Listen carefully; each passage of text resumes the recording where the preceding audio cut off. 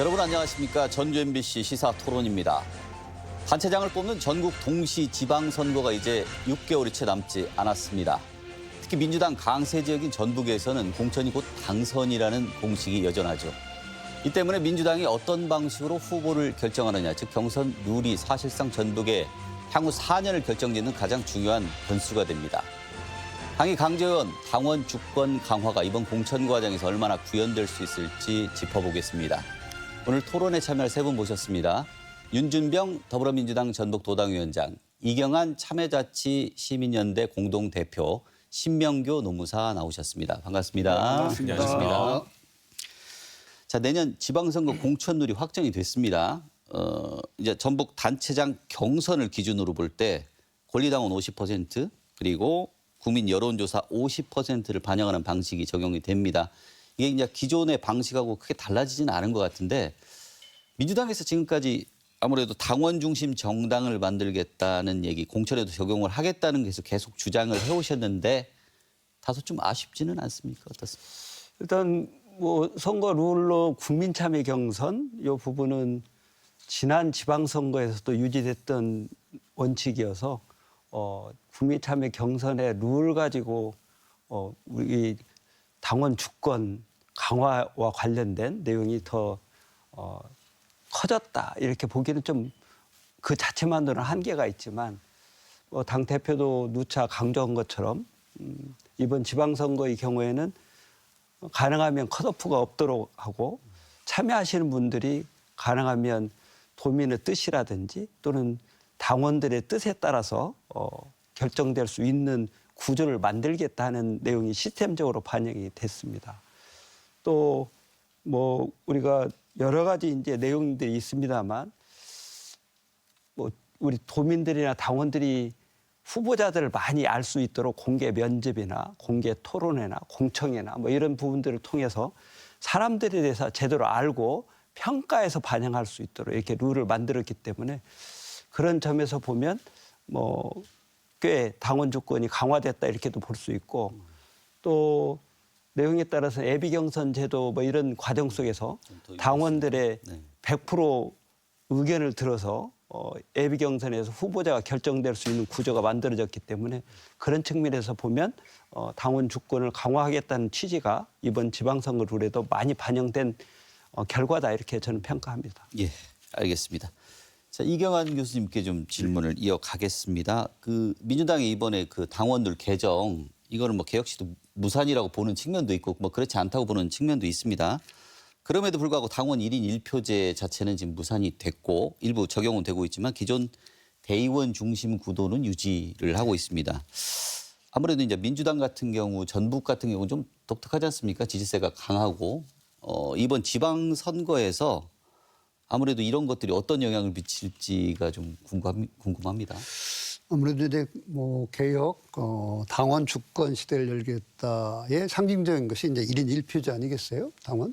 근데 이게 이제 실질적으로 이제 무너졌다라고 보면 어디서 무너졌는가 하면 대의원 중심에서 이제 구조를 가지고 있다. 그러면 이렇게 된다면은 1인 1표제가 결국 당원이 중심이 돼서 당을 움직이는 것은 지극히 정상적이고 바람직한 방향이라고 볼 수 있겠죠.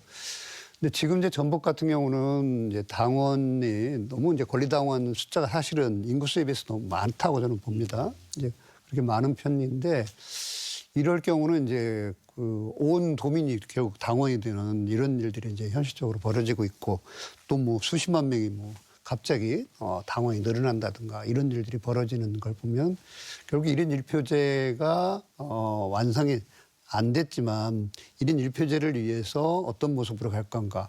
그럼 여론을 좀 확장시킨다든지 이런 점들은 좀 더 부족한 점이 있었다라고 생각하고요.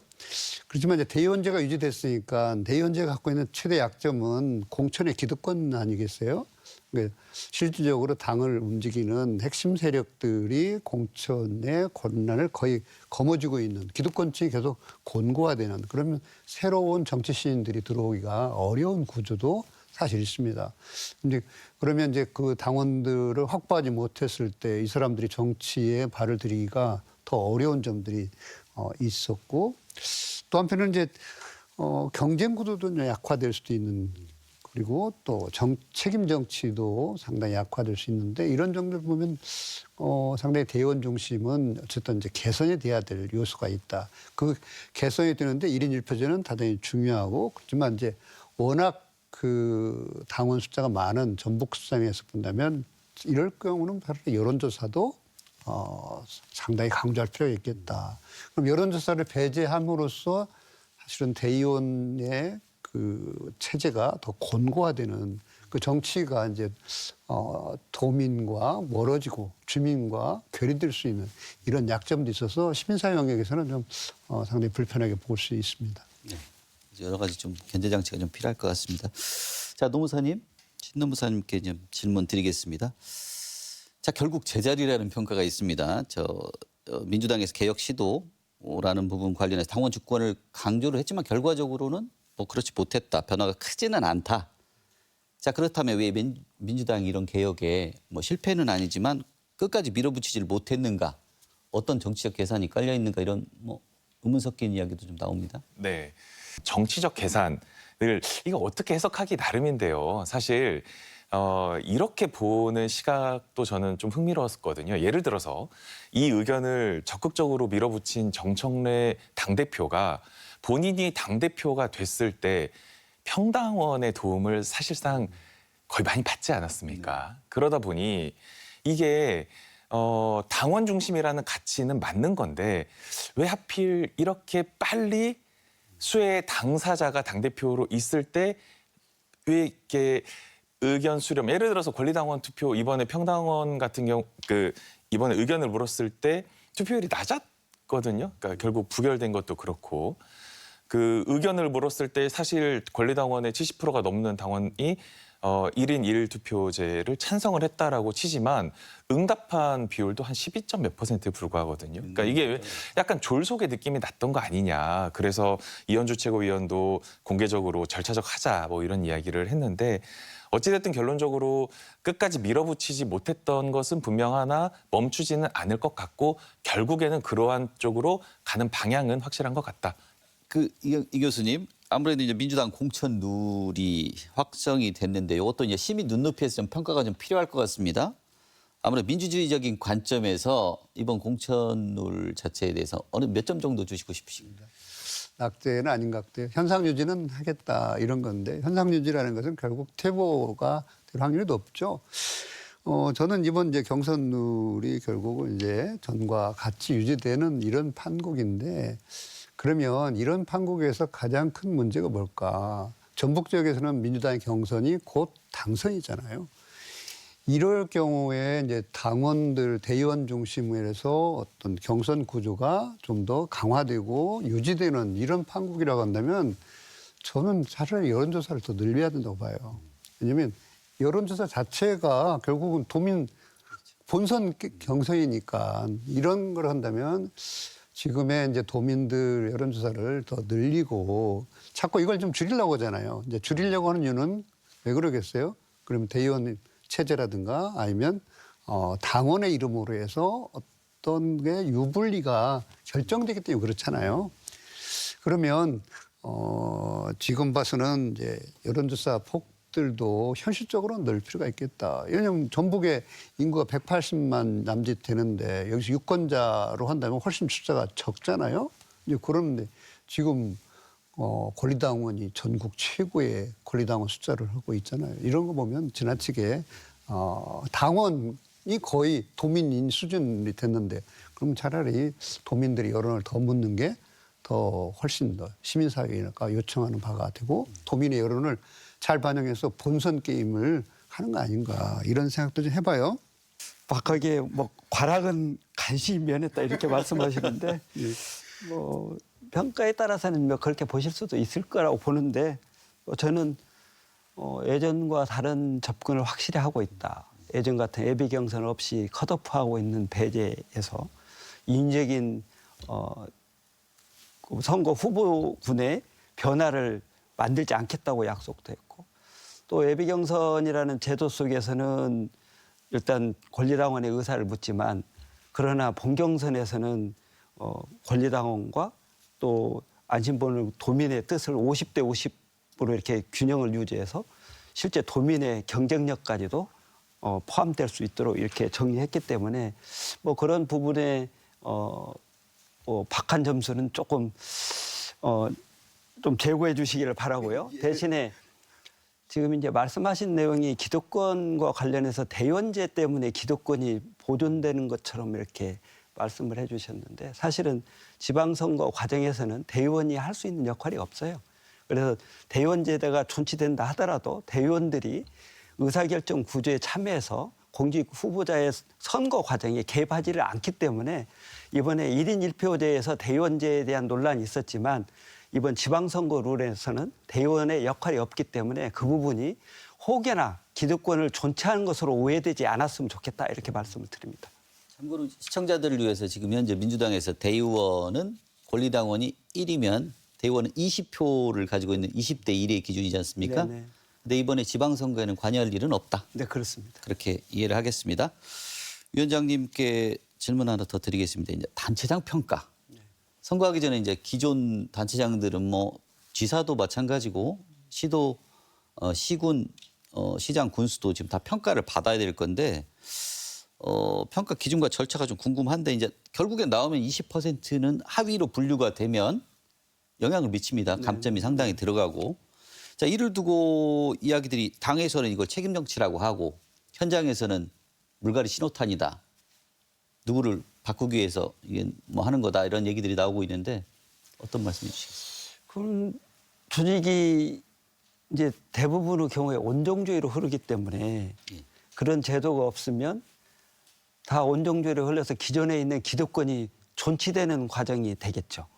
그러나 그런 기본적인 룰, 20% 룰을 정해서 공과를 평가하고 공과 평가된 결과에 따라서 거기에 하위 20%에 대해서는 감점을 이렇게 주면 그 자체가 일상 뭐 단체장 역할을 할 때 공직 수행할 때도 경각심을 불러일으키지만 또 사회의 원종주의로 흐르지 않도록 체킹하는 뭐 게이트키퍼 역할이라 할까요? 이런 기능을 할 수 있는 중요한 제도적인 잔치다. 물론 거기에 당하는 분들의 입장에서는 뭐 이런 회출이나 뭐 이렇게 볼 수도 있겠지만 그러나 제도 운영상에서 보면 이거는 중요한 기능을 담당한다 이렇게 저는 봅니다. 그래서 이게 뭐 강한 물갈이 신호다. 물론 부분적으로는 그런 내용들이 존재해야만 조직이 제대로 활성화되기도 하고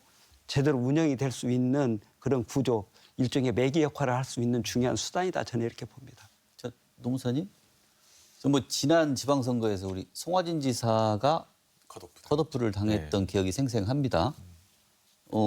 일종의 이제 그때도 뭐 나온 얘기가 뭐 정당성도 있고 여러 가지지만 또 그 당시에도 누군가를 속아내는 도구로 사용될 수 있다는 우려가 현실이 됐다는 얘기도 있었습니다. 자, 어쨌거나 하위 20% 감산률이 공정하게 작동할 것인가 어떻게 보십니까? 저는 아무리 공정하게 작동하려고 해도 갈등을 피할 수는 없을 겁니다. 이게 매 선거에 반복된 결과고요. 근데 우리 전북 지역을 한번 이번 룰을 한번 적용을 해보면 일단 도지사, 시도지사를 보면 하위 20% 무조건 탈락을 적용해보면 민주당 출신 광역단체장이 5명입니다. 광주, 전남북, 제주, 경기. 그러면 이 5명의 시도지사 중에 1명은 그러니까 20%의 감점을 받으니까 사실상 경선 단계에서는 탈락이나 마찬가지거든요. 그리고 기초단체장 같은 경우를 보면 우리 지역 같은 경우에는 3선 연임 제한에 걸리는 익산하고 임시를 제외한 기초단체장 중에 20% 하면 2명은 무조건 감점이라는 의미입니다. 광역의원, 그러니까 도의원 같은 경우에도 한 7명 정도가 하위 분류가 예상이 되거든요. 그런데 이제 문제가 뭐냐면 무엇으로 이제 기초단체장이나 의원들을 평가를 하느냐. 근데 단체장 같은 경우에는 도덕성, 공약 이행, 그다음 직무활동 등을 평가하고 지방 의원들 같은 경우에는 입법 성과나 주민 소통 가지고 이제 판단을 하거든요. 거기에 나가서 친인척까지 확대된 도덕성도 평가하고 그 뭐 산업재해나 위기 대응 능력도 이번에 평가를 한다고 합니다. 그러면 여기에서 지방 의원 같은 경우에는 입법 성과라든가 단체장 같은 경우에는 공약 이행 이렇게 정량적으로 나타낼 수 있는 것은 그 갈등의 여지가 별로 없거든요. 근데 늘 문제는 정성적 평가에서 발생이 될 수밖에 없으니 우리가 지난 총선 민주당 총선 때 같은 경우에도 참 많은 일이 있었지 않습니까? 뭐 박용진 의원이라든가 이렇게 그 받아들이지 못하는 사람들의 후속 조치들. 그러니까 이번에도 그런 것들은 피할 수 없을 거라고 생각하는데 특히 이번에 민주당 공천 룰을 보면 기초단체장이 뭐 광역단체장으로 이렇게 체급을 올려서 나오는 경우에도 이 평가 룰을 그대로 적용하겠다고 발표를 했거든요. 그러니까 그런 거 보면은 결국 핵심은 피평가자가 정성적 부분에 대해서 어떻게 받아들이느냐. 이 부분의 갈등을 어떻게 최소화하느냐. 이게 갈등을 줄일 수 있는 어떻게 보면은 핵심 키포인트라고 생각이 됩니다.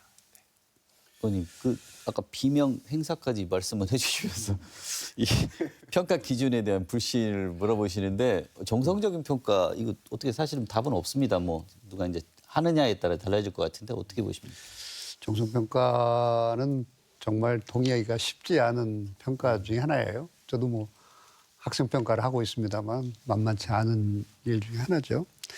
근데 가장 큰 것은 이제 하위 20%라고 했을 때 그걸 숫자로 본 20%로 갈 건지 아니면 대략 여론조사든가 뭐 다양한 방식으로 했을 때 20%가 안 나올 때 하는 건지 이런 점에 대해서는 좀 더 명료화가 필요하다라고 생각이 들어요.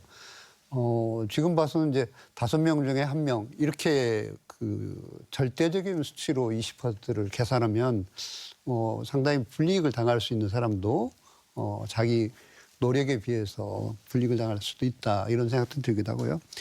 이제 이런 방식들은 이제 왜 그러는가라고 했을 때 비명 형사가 나왔을 때 다들 동의하지 않은 것 중에 하나가 기준이 뭐냐 이거였잖아요. 근데 저 사람은 꼭 낙선을 시켜야겠다. 이게 이제 너무 강하게 나타났기 때문에 이제 그런 거잖아요. 우리는 그러면 이번 지방선거에서도 그런 의사가 나타날 건지 이제 컷오프라는 정말 아무도 알 수 없는 그 비밀 병기를 가지고 이미 내부적으로 정리를 끝내버리는 이런 일들이 있을 수 있겠다. 실제로 나타나기도 하고요. 이제 그러면 그 기준을 좀 공개할 필요가 있겠다라는 거죠. 물론 뭐 감산, 가점 뭐 여러 가지 이러한 추상적인 방식들은 있어요. 그런 건 있지만 감점 제도를 한다든가 했지만 뭘로 감점을 했는지에 대한 명확한 당에 대해 정한 기준이 있어야 된다. 그런 게 불투명하고 자의적이기 때문에 거기에 동의하지 않고 반발하는 사람도 있고 또 여기서 이제 반발하는 경우는 뭐 거의 정치적 생명을 이제 끝내버리는 이런 이제 정말 무서운 결정도 있잖아요. 네. 이럴 때 그렇기 때문에 저는 자꾸 라인을 쓴다고 봐요. 우리 예. 시민단체의 시각이 꽤 염려를 많이 하시는 것 같아서 이거 홍보를 좀 많이 해야 될 것 같다. 우리 도민들도 이런 오해를 하시면 안 되는데 하는 생각이 들어요.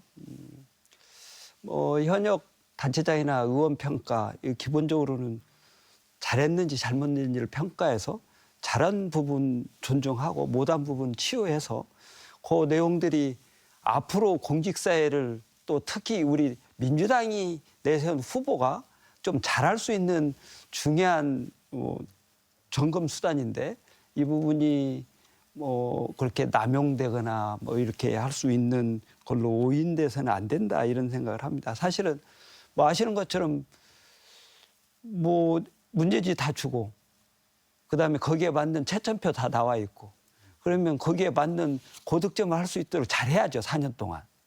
이제 4년 내내 그거를 염두에 두고 잘해야 되는데 잘 안 오고 있다가 벼락 공부하든지 또 제출돼야 될 답안지 제대로 작성 않든지 이렇게 해놓고 결과가 왜 내 점수가 나쁘냐 이렇게 탓하는 것은 있어서는 안 된다 이런 생각이고요. 뭐 지금 우려하신 것처럼 채점표 미호 내용은 명확하게 다 제시돼 있고 거기에 맞는 자료를 제출하도록 그동안의 성과에 대한 성과 보고를 서류로 제출하도록 정량적으로 하도록 다 돼 있고 그다음에 면접도 이렇게 이문대로 하지 않아요. 몇 가지 기준을 정해가지고 함께 공유하면서 하고 있기 때문에 이것 때문에 자의적인 잣대로 인위적인 속간내기를 하기 위한 수단으로 남용된다 하는 오인들이 있는데 그렇지 않다는 점 말씀드리고요. 그래서 충실하게 아마 이달 20일부터 이제 공식적으로 시작이 될 텐데 제출될 수 있는 자료 충실하게 하고 그동안에 당의 기여도라든지 여러 가지 그 항목에 맞는 내용들을 충실히 하면 고득점할 수 있다 이렇게 생각합니다.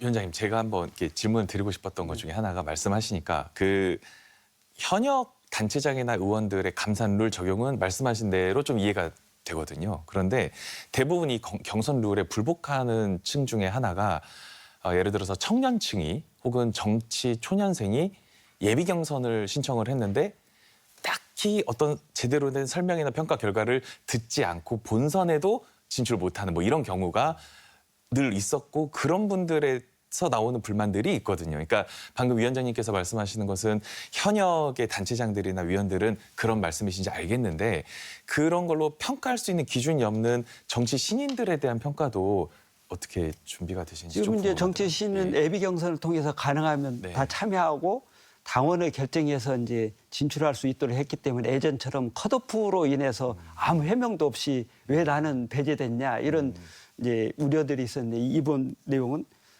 그런 내용들을 치유했다 이렇게 결국 하고요. 권리당원들이 판단을 할 것이다. 이 그다음에 말씀이시군요. 가능하면 정치 신이나 이런 부분들이 우리가 가점을 주어서 성장시켜야 될 필요가 있는 그룹들은 예비 경선에도 불구하고 일정한 경선에 그 부분도 참여할 수 있는 문호를 지금 제도적으로 열어놨어요. 그러니까 뭐 일단 예비 경선에서 예를 들면 뭐 4명을 뽑는다 이렇게 됐다 하더라도 4명과 관련돼 있는 4명과 관련돼 있는 부분에 필요하면 우리 청년에 해당되는 부분을 한 분 넣고 3명을 오히려 정하는 그래서 기존에 있는 내용보다는 우대하는 이런 걸 통해서 본선에 참여해서 경선할 수 있도록 이렇게 룰을 정했기 때문에 예전에 뭐 이유도 없이 컷오프 됐거나 또 인위적으로 배제됐다는 우려를 이번 경우에는 많이 보완됐다 이렇게 말씀드릴 수 있을 것 같습니다.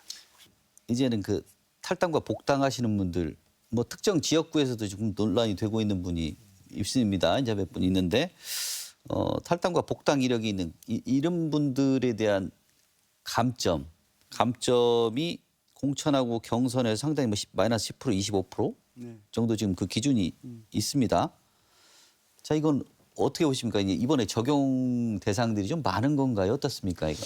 아직은 후보 등록을 안 했기 때문에 몇 분이 어떻게 작용할지는 뭐 다과 문제는 지금 판정하기 어렵고요. 다만 이제 늘 당의 입장에서 보면 뭐 경선 과정에 유불리를 따져가지고 탈당해서 뭐 결과적으로는 당에 뭐 긍정적인 기여를 못하는 분들이 반복해서 이루어지면 그 부분에 대한 고려는 해야 된다 하는 게 또 당원들의 뜻이어서 잦은 탈당이나 또 경선 불복 탈당에 대해서는 일정한 페널티를 좀 부여해야 된다 하는 내용은 이미 룰에 반영돼 있고요. 그 룰이 얼마만큼 실효적으로 작동할 것인지 그 적정한지 여부에 대해서는 뭐 여러 가지 논란이 있지만 지금 내용으로는 뭐 원칙적으로 뭐 탈당 경력이 있는 경우에는 감점 10%를 주고 또 탈당 경력이 많은 경우에는 뭐 반복돼서 3회 이상 탈당해서 이렇게 하는 경우 원칙적으로는 뭐 배제해야 되는데 참여할 수 있도록 하더라도 감점을 주어서 거기에 대한 페널티는 좀 작용할 수 있도록 한다. 이게 기본적으로 이번 지방선거의 룰입니다. 자, 지금 민주당이 공천 룰을 확정을 하고 지금 이렇게 이제 나중에 공천 준비를 할 건데 아무래도 이런 개혁이 잘 됐느냐, 그렇지 못하느냐 이런 거에 따라서 사실 우리 그 민주당의 경쟁 상대라고 볼 수 있을지 잘 모르겠지만 조국 혁신당이 있지 않습니까? 근데 민주당의 흐름에 따라서 조국 혁신당의 파이가 훨씬 더 커질 수도 있고 강화도 될 수 있고 이런 게 지금 전북 선거에서는 유독 크게 작용할 수 있는 부분인데 자, 우리 노무사님한테 먼저 이런 변화 이번 지방선거에서 좀 어떻게 적용이 될 걸로 예측하십니까? 네, 저도 사실 조국 혁신당에 대해서 양가 감정이 있는 도민들이 많을 거라고 생각하거든요. 우리 전북 안에는. 그래서 최근에 있었던 조국 혁신당 최고위원 그 선거도 관심 있게 봤는데 결국 우리 지역의 그 익산의 이명택 예. 또 대변인이 떨어졌어요. 그래서 그때도 많은 실망을 할 수밖에 없었는데 저는 조국혁신당이 이번 지방선거에서 특히 광역이나 기초단체장 부분에서는 크게 성과를 내긴 어려운 구조나 지지율이라고 봅니다. 일부 지지율 선거 여론조사마다 좀 다르긴 한데 국민의힘 지지율과 사실 별 다를 게 없거든요. 현재 시점에서는. 근데 다만 지난달 23일 날 조국 대표가 그 전북을 한번 방문을 했어요. 그럴 때 전북에 대한 3가지 약속을 하나 한 게 있습니다. 그래서 뭐 국민의힘을 심판해야 된다 뭐 이런 얘기도 하고 그러는데 제가 정말 공감했던 약속이 하나가 뭐냐면 2번째 약속인데요. 이런 이야기를 했어요. 무투표 당선이 없어져야 된다. 지난 지방선거에서 전북은 무투표 당선 도의원이 22명, 무투표 당선 기초의원이 33명이었다.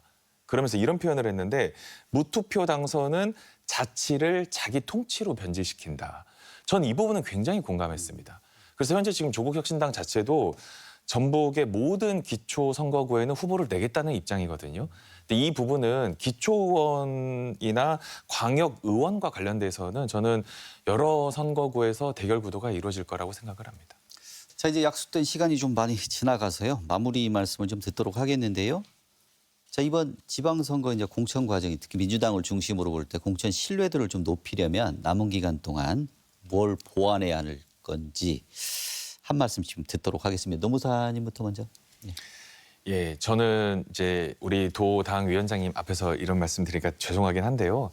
이번에 공천 룰을 개정하는 부분에서 많은 노력과 고심이 있었다고 생각을 합니다. 근데 다만 저는 이 당원이라는 문제를 한번 저는 이번 기회에 되짚어 보시면 좋겠다는 생각이 듭니다. 왜냐하면 이 당원이라고 하는 게 정당의 가치나 정강 정책에 동조를 하는 사람인데 우리 도민들 아마 다 한번 그런 경험들 있으실 거예요. 선거 시즌이 되면 입당원서 하나씩 갖고 오거든요. 예. 가입 좀 해달라. 그러면 사실 요즘 중앙정치에서 문제가 되는 이 통일교의 그런 국민의힘 선거 개입 문제라든가 나는 민주당의 정강정책 아무것도 모르고 하는데 시즌이 되니까 가입해달라고 해서 가입하는 그런 당원들이 갖고 있는 그런 당원들의 힘을 더 크게 만드는 것이 결국 이 지역에서는 결국 머릿수 싸움, 동원 이렇게 되는 것에 대해서 현재 지금 권리당원 당원비가 1,000원이잖아요. 그러니까 당원비를 뭐 높인다던가 아니면은 문턱을 조금 높인다던가 아니면 조금 이중당적을 줘야 한다던가 이런 문제를 조금 TF도 구성하셨으니까 한번 고민을 해서 이런 당원 구성 자체에서 신뢰도를 높이지 않으면 공천의 외적 틀을 아무리 좋게 바꾼다고 해도 내부적인 부분에서부터 변화는 사실 어렵지 않을까 저는 이런 아쉬움을 조금 말씀드리고 싶습니다. 진정한 당원 개혁에 대해 말씀을 해주신 것 같아요. 네네. 이 교수님. 예. 네. 일단 지방선거가 이제 가까이 오고 있습니다. 이 지방선거에 결국은 전북적인 민주당이 중심이 돼서 갈 수밖에 없는 상황이에요. 그렇다면 조금 더 유권자들이 불신하는 바를 좀 해소시켜주는 방향이 좋겠다라는 생각입니다.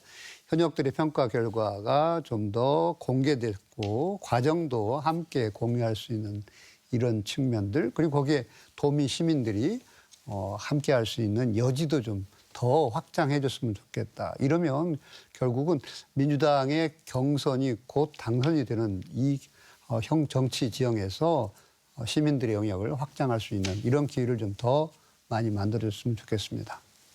자, 의원님 마지막 말씀. 네, 뭐 여러 가지 우려를 주셔서 그런 부분 특히 당원 문제와 관련해서 입당한 이후의 관리라든지 뭐 이런 지적을 해주셨는데 이 부분은 어떤 뭐 입당이 된다 하면 그만큼 이제 1인 1표로 해서 그 당원의 역할이나 책임이 커진 만큼 당원의 우리 정체성이랄까 또는 당원이 받아야 될 의무랄까 이런 부분도 함께 커갈 수 있도록 이렇게 지금 개혁을 하고 있으니까 그런 내용이 잘 이번에 반영될 거라고 기대를 합니다. 또 그렇게 될 수 있도록 저희도 또 노력하겠습니다. 이번 지방선거의 기본은 투명하고 또 공정하게 하겠다는 게 기본 원칙이고 그 룰에 관련된 내용들을 예전보다는 훨씬 더 뭐 인위적인 컷오프나 뭐 이런 내용을 가능한 배제하고 도민들의 뜻이나 당원의 뜻에 의해서 절차에 의해서 투명하게 이렇게 진행하겠다는 룰을 만들었기 때문에 그런 내용이 잘 집행될 수 있도록 도당 차원에서 공천선거관리기구들이 작동될 수 있도록 저희도 하고요. 또 그 과정 속에서 뭐 모두가 승복할 수 있는 선거 결과, 그러니까 공천에 참여하고 참여한 분들은 선거 결과에 깨끗하게 승복할 수 있는 여건들을 만들어서 선거가 그야말로 축제로 끝날 수 있는 그런 민주당의 여건이 될 수 있도록 최대한 노력하겠다 이렇게 다짐을 드리고요. 우리 도민 여러분들 또 우리 민주당 당원 여러분들도 그런 측면에서 함께 경각심을 가지고 참여도 해주시고 또 감시자 역할도 좀 잘 해주셨으면 좋겠다 이렇게 바람을 가져봅니다. 예, 오늘 말씀 여기까지 듣겠습니다. 자, 감사합니다. 감사합니다. 네. 자, 오늘 토론에서는 민주당 경선룰의 방향과 남아있는 과제를 짚어봤습니다. 좋은 공천을 위해서는 경선은 정책 경쟁의 장이 되고 현역 평가 기준은 공정해야 한다는 점도 확인했습니다. 결국 유권자들이 바라는 건 말이 아닌 달라진 공천입니다. 그 변화가 이번 선거에서 실천될지 저희도 쭉 지켜보겠습니다. 오늘 토론 여기까지입니다. 이어서 뉴스 톱파보기 이어집니다.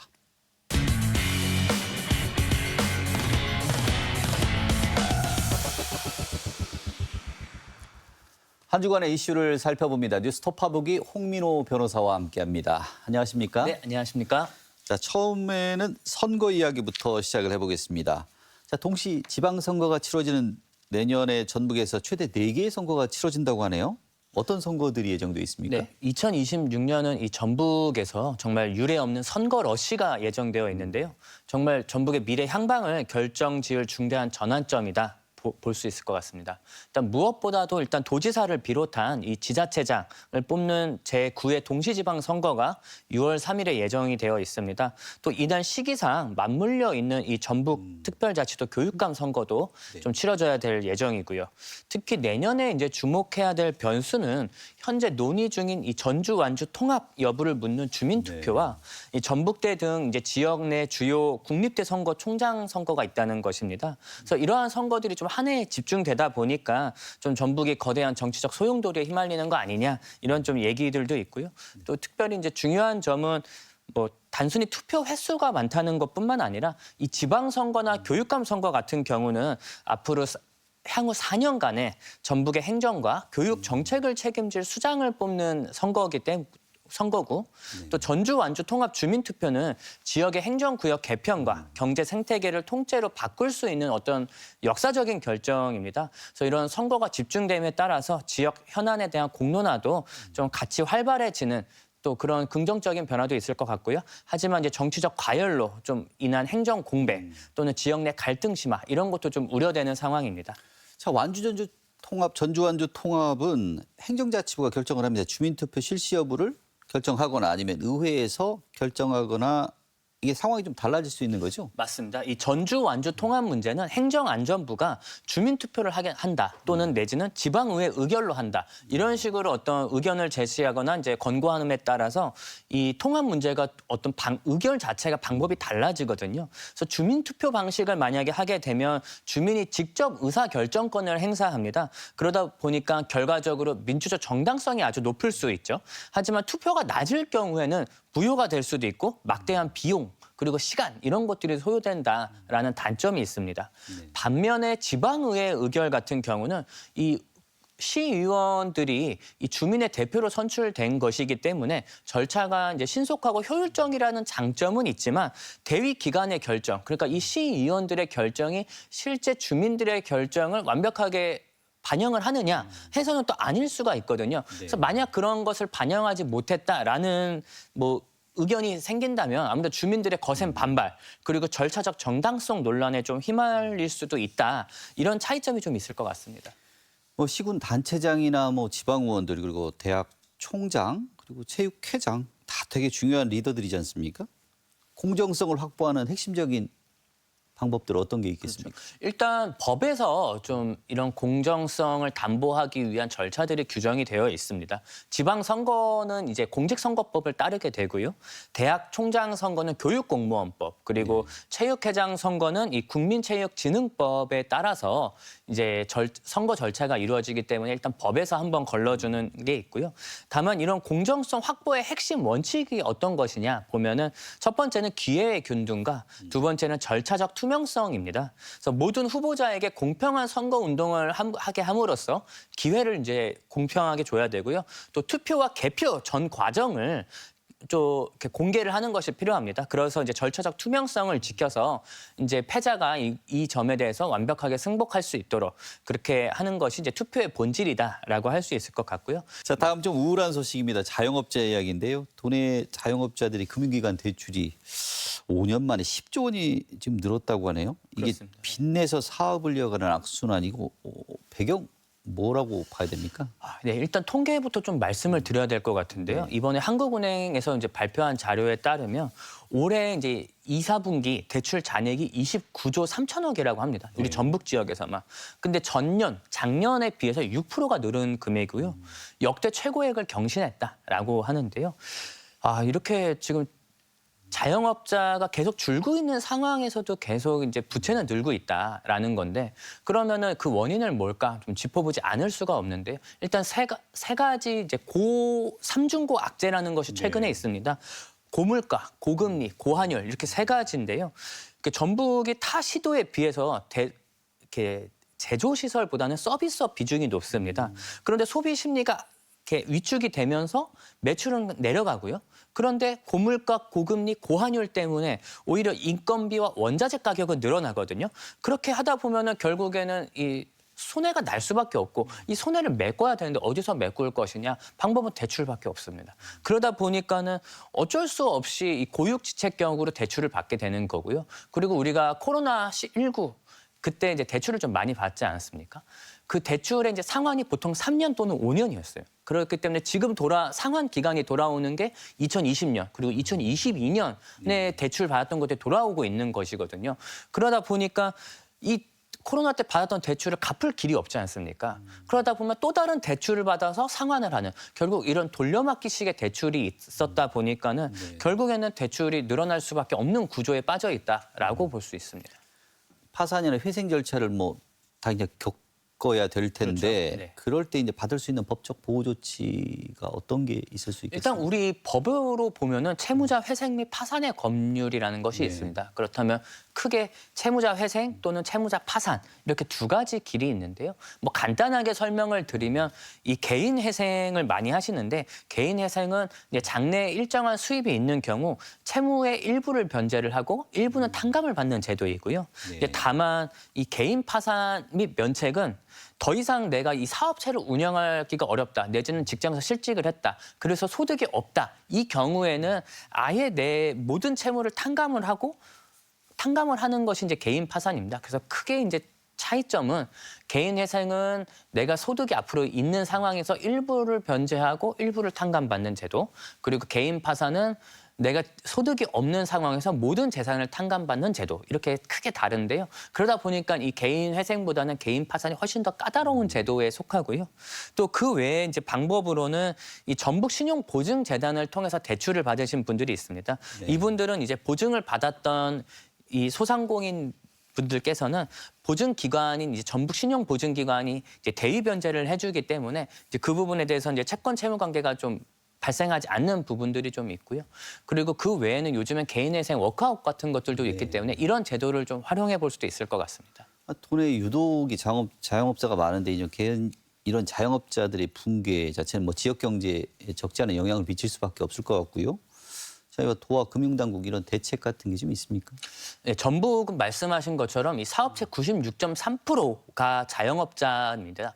그렇기 때문에 이렇게 자영업자가 붕괴한다라는 것은 지역 내 고용 시장이 완전히 망가진다라고 볼 수 있거든요. 또 가계 소득 자체가 내려간다. 이렇게 표현할 수 있는데 그러다 보면 이 자영업자들이 살아나야만 지역 내 소비가 생기고 고용이 이제 발생할 수 있다.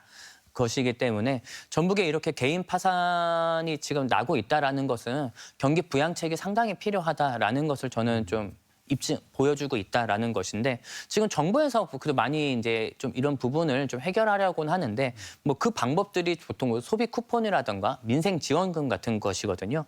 그래서 다 이런 것들이 이제 나쁘지는 않은데 이제 안타까운 점은 단기성 그리고 단발성에 그치고 있다. 결국엔 소비 기반 을 구조 자체를 좀 어떤 개편시켜야 하는 것들이 좀 필요하다. 그래서 이제 거기에 대한 어떤 정부나 또 전북도의 이런 좀 구조적인 개선을 할 수 있는 무언가가 필요한데 그런 것들은 좀 보이지 않는다라는 것인데요.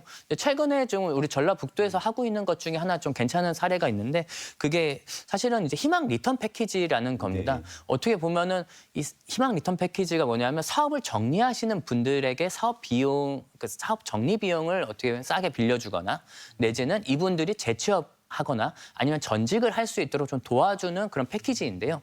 사실은 이 자영업자의 문제가 자영업자가 너무 많다라는 어떤 고질적인 문제가 있거든요. 그래서 이게 다 같이 이 자영업자를 일부 좀 줄여야 되는 그런 어쩔 수 없는 문제들도 있기 때문에 이분들이 자영업을 정리를 하시면서 어떤 다른 산업 구조 내지는 다른 산업 직장으로 이제 잘 가실 수 있도록 어떻게 보면 이렇게 희망 리턴 패키지 같은 것들이 좀 필요하다라는 것도 말씀드리고 싶습니다. 예, 알겠습니다. 마지막 이슈로 지역 의료 공백 얘기 좀 해보겠습니다. 보건복지부가 지금 최근에 이제 지역의사제를 도입하기로 했습니다. 자, 이거 법안도 지금 마련하고 있는 것 같은데 법안 핵심은 뭐고 또 지역에 또 어떤 효과를 가져올지도 궁금합니다. 네, 지역 의사제가 이제 도입 법안이 이제 이번 2일에 이제 국회 본회의를 최종 통과를 했습니다. 그동안 의료계 반대가 너무 심했어가지고 지역 의사제를 도입해야 된다라고 했지만 국회에 계속 머물러만 있었는데요. 최근 의료 공백 사태를 해결하기 위한 어떤 핵심 카드로 이제 지목되면서 좀 급물살을 타서 본회의까지 통과된 것인데요. 법안이 통과됨에 따라서 이제 실제 적용은 2027년부터 이제 시작이 될 거고요. 그럼 현재 이제 고등학교 2학년 학생들부터 좀 영향을 좀 받을 것 같습니다. 이제 지역 의사제가 어떤 것이냐 이제 말씀을 드리면은 의대를 입시하는 단계부터 지역 내 복무를 조건으로 해서 선발을 하는데요. 보통 이제 10년을 이제 기준으로 합니다. 그래서 이제 이 학생들은 이제 대학을 입학을 할 때 어떻게 보면 이 지역에서 10년 동안 근무를 하겠다라는 것을 이제 어떻게 보면 서약을 하는 거죠. 그래서 이제 특히 우리 전북 같은 경우는 공중보건의가 또 의사가 많이 부족해서 좀 필수 인력이 좀 많이 없는 상황이거든요. 그래서 이제 이런 전주나 뭐 완주 같은 군산 요 정도까지는 괜찮아도 뭐 순창, 남원 이런 데서는 산부인과 의사가 한 명도 없는 그런 군면 단위도 너무 많습니다. 그래서 이런 문제를 좀 해결하기 위한 대책으로 좀 도입을 했고요. 그렇게 이렇게 의료 취약지에 대해서 좀 환자들이 좀 지속적이고 좀 안정적인 진료를 받을 수 있는 효과가 있지 않을까 싶습니다. 아무래도 의료계는 반발하고 있죠. 지속적으로 반발을 하고 있는데 이유는 뭐 교육 격차, 사회적 낙인, 그리고 의무기간 종료 후 또 이탈을 반복한다. 이런 내용들을 들고 있는데 이런 우려가 좀 현실이 되지 않도록 지속 가능한 방법들 뭐가 있겠습니까? 네, 일단 의료계에서 지적하는 것이 이제 뭐 사회적 낙인 또는 의무 종료 후 뭐 지역을 이탈하는 문제 이런 것들인데요. 사실 이런 것들은 어떤 표면상으로는 뭐 의료계에 그런 우려가 있다라고 하지만은 우리가 얻을 수 있는 부분이 사실 당장 의사가 없어서 지역에서 고통받으시는 분들이 너무 많은데 이걸 해결할 수 있는 적절한 대안책이 이 부분밖에 없거든요. 그러면은 이 부분을 지역 의사제를 적절히 활용을 하면서 우려를 최소화하는 방향으로 나아가야 되는다라는 것이 제 생각이고요. 일단은 지역 의사제를 뭐 단순한 강제 배치 그리고 무슨 2등급 의사 이렇게 생각할 것이 아니라 이렇게 어떤 지역 의료 리더를 체계적으로 양성하는 과정으로 좀 재설계를 할 필요가 있습니다. 그래서 우선 지역 의사 전형으로 선발된 학생들에게 좀 뭐 지역 필수 의료과에 맞춘 좀 핵심적인 실무 교육 뭐 중심으로 뭐 커리큘럼을 구성을 하고 또 이들에게 지역 국립대 병원과 연계를 한다거나 내지는 지역 국립대 의료 수준으로서 교육 환경을 이제 제공을 한다면은 절대 이들이 이제 뭐 사회적 낙인을 받을 염려 또는 뭐 이것이 뭐 열등한 트랙이다 이런 뭐 지적을 받을 이유는 전혀 없다라고 생각을 하고요. 또 의무 기간 이후에도 지역에 정착할 경우에는 뭐 자녀 교육 지원이나 내지는 뭐 주거 혜택, 연구비 지원 이런 식으로 이제 생애 주기별로 이런 의사분들이 지역에 남을 수 있도록 혜택을 주는 인센티브. 그래서 이제 자발적으로 지역에 남도록 이제 권장하는 이제 정책도 병역이 필요할 것 같고요. 다만 좀 이런 의무 복무 기간이 좀 위헌성 논란이나 특정 전형 출신에 대한 의료계 내부 차별이 좀 존재할 수도 있거든요. 이제 그런 부분은 좀 의료계와 좀 충분히 논의를 하고 좀 사회적 합의가 좀 병행이 되어야 될 부분 아닌가 싶습니다. 지역의사제와 함께 또 보건복지부가 아마 2009년, 2029년, 2030년 그때에서 공공의대 설립까지 그렇죠. 논의가 네. 지금 나왔습니다. 그러니까 전북에서 이런 게 더 관심이 좀 많죠. 근데 이게 지역의사제와 공공의대 설립 당연히 보완 관계가 좀 있을 것 같은데 네. 어떻습니까? 네, 만약에 이제 지역 의사제를 지금 설명을 드렸는데 이거는 지역 의사제가 기존 의대에 있는 정원을 활용을 해서 인력을 배분하는 어떤 소프트웨어적인 접근이라면 공공의대 설립은 국가가 직접 이 의사라는 인력을 양성하는 하드웨어 구축에 좀 해당합니다. 그래서 전북 지역에서는 이 두 가지가 사실 모두 필요한데요.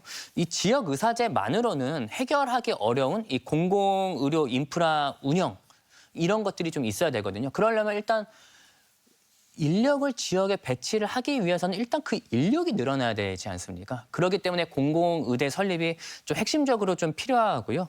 이 공공의대는 특히 이제 감염병 예방이나 취약지 거점 병원 등 좀 수익성이 좀 낮아서 이제 핵심되는 공공 영역의 전문 인력을 책임지고 있거든요. 그렇기 때문에 이런 만약에 이제 코로나19라든가 아니면 우리 특히 이제 우리 전라북도 같은 경우는 사실 요양병원이 좀 많이 필요하지 않습니까? 네. 이제 거기에 필요한 이제 의사 인력들을 이 공공의대 설립을 통해서 좀 도입하는 제도가 좀 절실한 상황이기 때문에 사실 이 부분이 좀 빨리 도입을 돼야 되고요.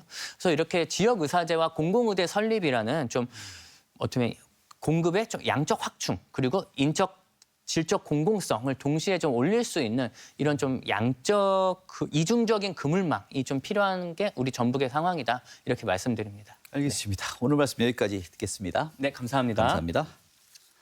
자, 결국 지역 의사제가 성공하려면 단순히 의무를 강제하는 것을 넘어 의사들이 지역에 남을 수 있도록 정주 여건 개선과 제도적인 뒷받침을 해주는 것이 핵심일 것 같습니다. 지역 의료 공백을 메울 대안으로 좋은 제도가 잘 자리 잡길 저희도 기대해 보겠습니다. 전주 MBC 시사토론 여기서 마치겠습니다. 시청해 주신 여러분 고맙습니다.